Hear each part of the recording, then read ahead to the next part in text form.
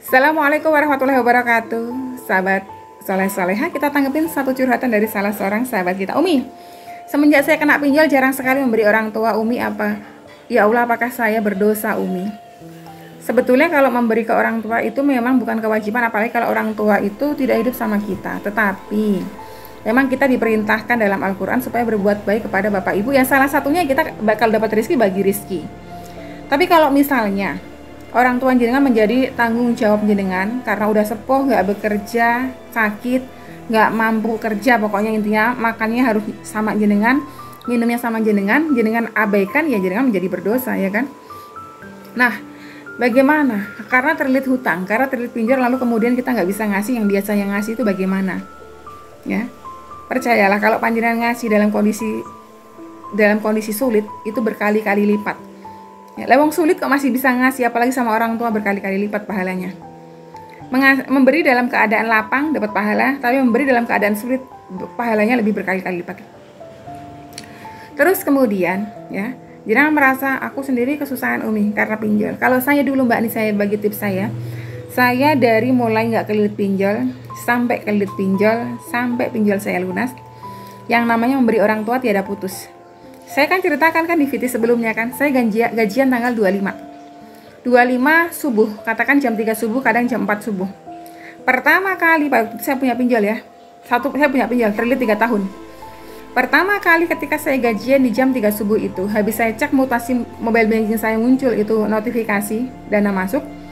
Sebelum saya kasih kemana-mana, sebelum saya bayar utang saya, sebelum kemana-mana, sebelum saya pakai belanja, sebelum saya pakai makan, sebelum saya pakai apapun, bahkan sebelum saya pakai sedekah ke orang lain, siapa yang pertama saya kasih?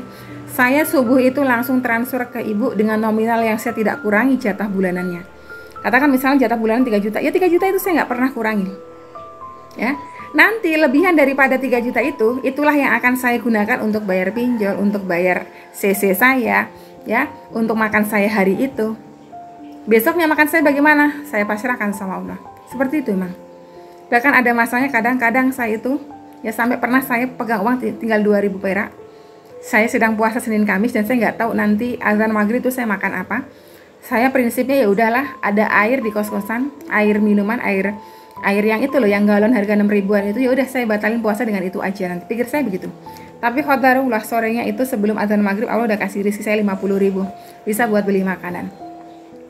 Jadi dulu waktu saya terlilit pun saya tidak memberikan alasan kepada otak saya untuk pelit kepada ibu saya, tidak. Pokoknya begitu gaji saya masuk, tetap pertama saya transfer ibu dulu. Saya ngarepin apa? Saya ngarepin berkahnya, barokahnya yang saya harapin. Dan qadarullah saya bisa lalui masa-masa sulit saya terlilit hutang lunas.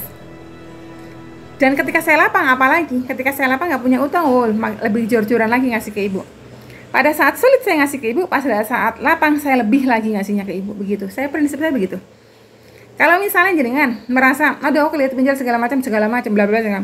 Karena kalau kita mau mencari alasan untuk kita pelit, ya banyak banget alasan sebetulnya. Ya, alasan yang terlilit utang, alasan yang ini, alasan yang itu gitu. Tapi kalau jenengan tahu konsepnya, ilmu tersebut, bahwa kalau jenengan memuliakan ibu, jenengan tidak pelit kepada ibu, Allah tidak akan menahan-nahan rezeki jenengan. Gitu ya. Maka kasih, ya. Biasanya jenengan misal katakan bisa 1 juta, ketika terlilit pinjol kasih 500 ke ibu. Ya, pinjolnya galbekan dulu. Ya, galbekan dulu aja. Nanti ada jalannya sendiri itu.